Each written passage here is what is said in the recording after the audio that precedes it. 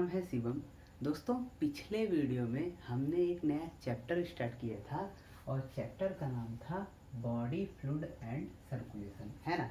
पिछले वीडियो में मैंने आपको बताया था बॉडी फ्लूइड अर्थात ब्लड क्या होते हैं, ब्लड के कंपोजिशन क्या क्या होते हैं। मैंने आपको बताया था कि जो ब्लड होता है उसके दो मेन कंपोजिशन होते हैं। कौन कौन से, ध्यान से देखिए। जो ब्लड होता है उसके दो मेन कंपोजिशन होते हैं या दो मेन कंपोनेंट हो सकते हैं। मैं ऐसा भी कह सकता हूँ कि जो ब्लड होता है वो दो चीज़ों से मिलकर बना होता है। एक को बोलते हैं प्लाज्मा, दूसरे को बोलते हैं फॉर्म्ड एलिमेंट। दूसरे क्या बोलेंगे, फॉर्म्ड एलिमेंट, है ना। जो प्लाज्मा होता है वो ब्लड का 55% बनाता है, मतलब 55% प्लाज्मा ब्लड में पाया जाता है और जो फॉर्म्ड एलिमेंट होते हैं वो 45% होते हैं। अगर हम ब्लड को 100%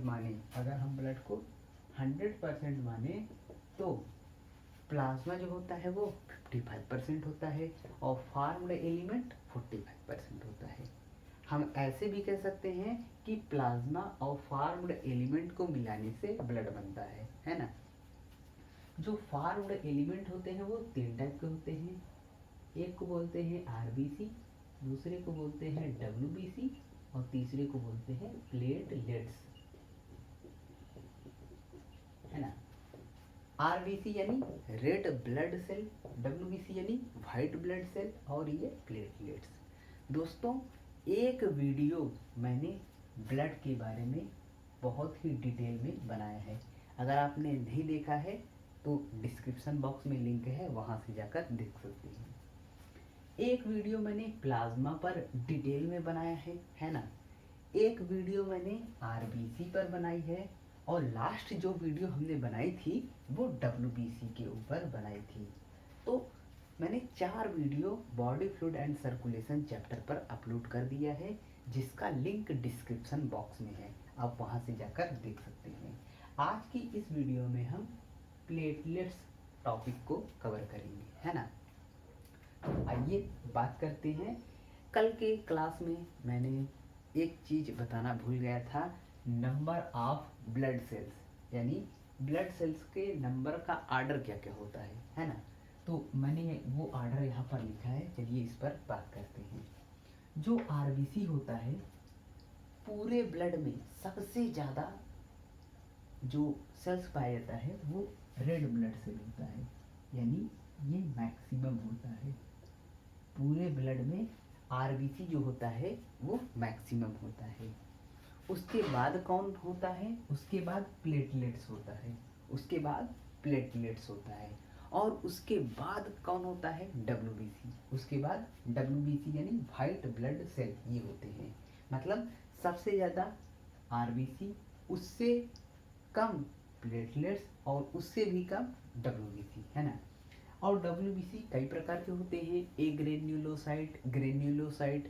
ग्रेन्युलोसाइट में है क्या क्या आते हैं, लिम्फोसाइट, मोनोसाइट। ग्रेन्युलोसाइट में न्यूट्रोफिल, इओसिनोफिल, बेसोफिल।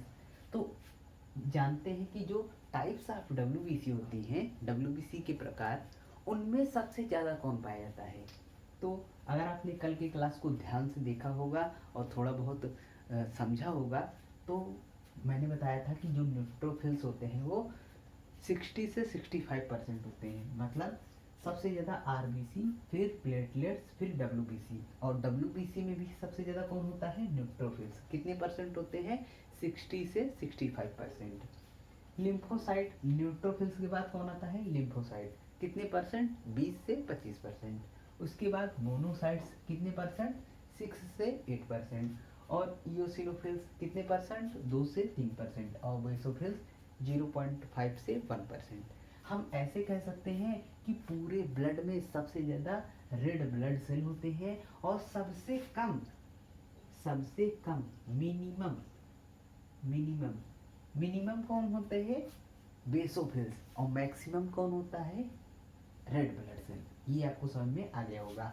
और एग्जाम में ऑर्डर भी पूछ लेते हैं कि सबसे ज़्यादा कौन है, सबसे कम कौन है, WBC का ऑर्डर पूछ लेते हैं, तो मैंने ये ऑर्डर लिख दिया है, आपको ये याद रख लेना है। सबसे ज़्यादा न्यूट्रोफिल्स, फिर लिम्फोसाइट, फिर मोनोसाइट, फिर इओसिनोफिल, फिर बेसोफिल्स। ओके, तो लास्ट क्लास का ये टॉपिक था जो मैंने बताना वो नहीं बताया था आपको, तो आज मैंने आपको बता दिया। तो चलिए दोस्तों, अब हम बात करते हैं प्लेटलेट्स के बारे में, है ना। जो प्लेटलेट्स होता है उसका दूसरा नाम होता है थ्रोम्बोसाइट्स। प्लेटलेट्स का दूसरा नाम थ्रोम्बोसाइट्स। प्लेटलेट्स का दूसरा नाम थ्रोम्बोसाइट्स। ऐसा भी कह सकते हैं थ्रोम्बोसाइट्स को प्लेटलेट्स, है ना, तो दोनों नाम एक ही है, प्लेटलेट्स बोले चाहे थ्रोम्बोसाइट्स बोले।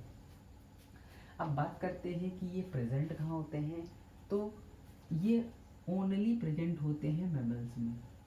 प्लेटलेट्स जो होते हैं वो कहाँ पर प्रेजेंट होते हैं, only present in mammals. Number की बात करें तो इनका नंबर जो होता है वो 1.5 लाख, कितना, 1.5 लाख से 3 लाख या 3.5 लाख,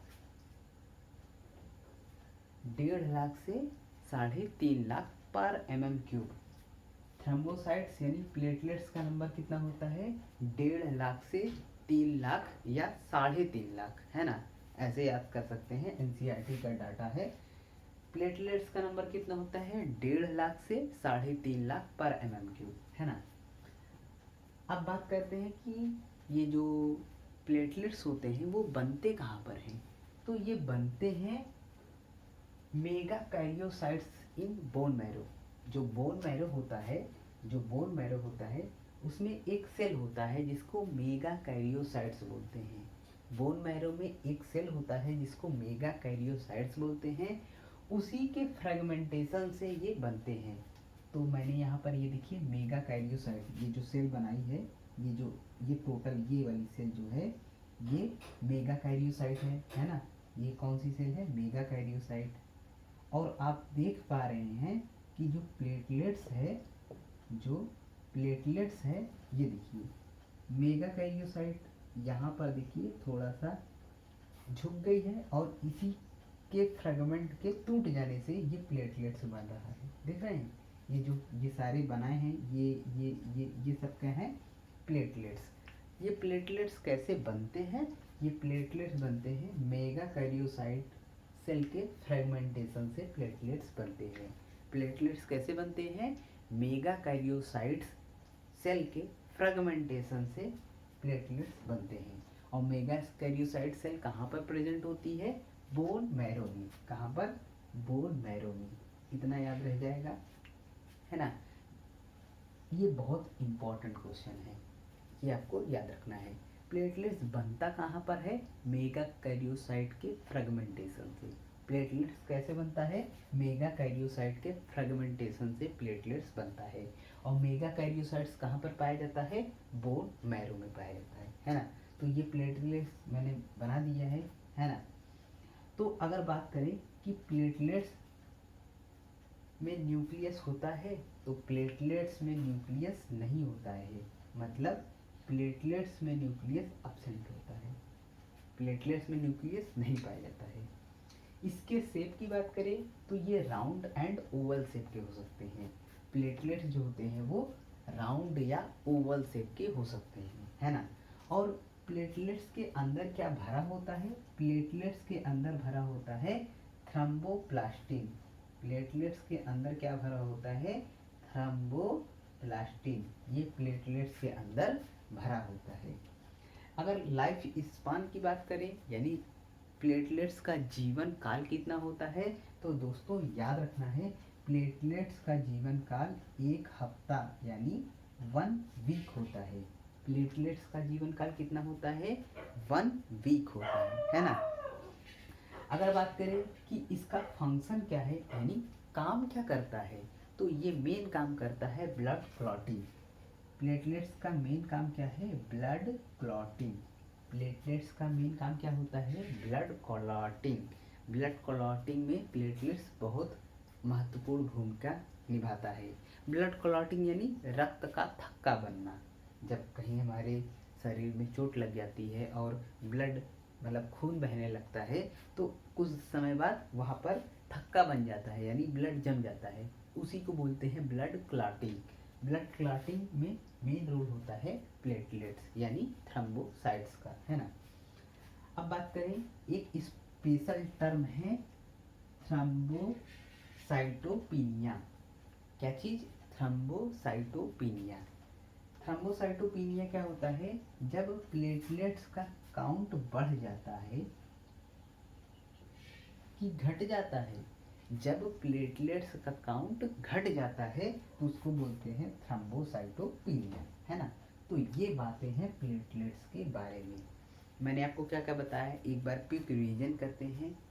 प्लेटलेट्स का दूसरा नाम क्या होता है? प्लेटलेट्स का दूसरा नाम होता है थ्रोम्बोसाइट्स। मैंने आपको एक पॉइंट ये बताया, है ना। प्लेटलेट्स मिलते कहाँ पर हैं? प्लेटलेट्स मिलते हैं मैमल्स में। कहाँ पर मिलते हैं? मैमल्स में। इनका नंबर कितना होता है? नंबर होता है 1.5 लाख से 3.5 लाख। 1.5 लाख से 3.5 लाख पर mm³, है ना। प्लेटलेट्स बनते कहाँ पर है? तो प्लेटलेट्स बनते हैं मेगाकैरियोसाइट्स सेल में, है ना। प्लेटलेट्स बनते कैसे हैं? मेगाकैरियोसाइट्स सेल के फ्रेगमेंटेशन से, यानी मेगाकैरियोसाइट सेल के टूटने से प्लेटलेट्स बनते हैं। और मेगाकैरियोसाइट सेल कहाँ पर पाई जाती है? मेगाकैरियोसाइट सेल पाई जाती है बोन मैरो में, है ना। तो आपको ये पॉइंट एकदम क्लियर हो गया होगा। प्लेटलेट्स बनते कैसे हैं? मेगाकैरियोसाइट्स के फ्रेगमेंटेशन से। और मेगाकैरियोसाइट कहाँ पे पाई जाती है? बोन मैरो में, है ना। इतना क्लियर होगा। प्लेटलेट्स का शेप कैसा होता है? तो राउंड या ओवल, है ना। और क्या इसमें न्यूक्लियस होता है? तो प्लेटलेट्स में न्यूक्लियस एब्सेंट होता है। प्लेटलेट्स में न्यूक्लियस एब्सेंट होता है, मतलब प्लेटलेट्स में केंद्रक, न्यूक्लियस को हिंदी में केंद्रक बोलते हैं, है ना। प्लेटलेट्स में जो न्यूक्लियस होता है वो एब्सेंट होता है। और प्लेटलेट्स के अंदर होता क्या है? थ्रोम्बोप्लास्टिन। प्लेटलेट्स के अंदर क्या होता है? थ्रोम्बोप्लास्टिन, है ना। और इसका लाइफ स्पान बात करें तो इसका लाइफ स्पान कितना होता है? 1 वीक, यानी 1 सप्ताह। ओके। और इनके फंक्शन यानी कार्य की बात करें तो प्लेटलेट्स करता क्या है? ब्लड क्लॉटिंग यानी रक्त के थक्का बनने में महत्वपूर्ण भूमिका निभाता है ना। तो प्लेटलेट्स का मेन काम क्या है? Blood clotting. और एक स्पेशल टर्म होता है, एग्जाम में पूछ लिया जाता है, थ्रोम्बोसाइटोपिनिया। थ्रोम्बोसाइटोपिनिया का मतलब प्लेटलेट्स का काउंट घट जाना। प्लेटलेट्स का काउंट घट जाना थ्रोम्बोसाइटोपिनिया कहलाता है। तो दोस्तों ये है प्लेटलेट्स यानी थ्रोम्बोसाइट्स के बारे में। मैंने आपको ब्लड के बारे में कंप्लीट इंफॉर्मेशन दे दिया है। अगर आपने पिछला जो वीडियो मैंने बनाया है उसको नहीं देखा है तो डिस्क्रिप्शन बॉक्स में लिंक है, आप वहां से जाकर देख सकते हैं। और इसका चाहे तो स्क्रीनशॉट ले लें। और मैंने 2 से 3 बार इन सारी चीज़ों को बताया है। उम्मीद करता हूँ कि आपको समझ में आ गया होगा और आप अच्छे से याद कर लिए होंगे। चलिए दोस्तों, मिलते हैं अगले वीडियो में। अगले वीडियो में मैं आपको बताऊंगा टाइप्स ऑफ ब्लड ग्रुप, है ना। ब्लड ग्रुप कौन कौन से होते हैं, एबीओ ब्लड ग्रुप क्या होता है, आरएच एंटीजन क्या होता है, आरएच ब्लड ग्रुप में आरएच पॉजिटिव आरएच नेगेटिव का क्या मतलब होता है। तो नेक्स्ट वीडियो में यही सब आपको बताऊंगा। चलिए दोस्तों, मिलते हैं नेक्स्ट वीडियो में। तब तक जय हिंद, वंदे मातरम।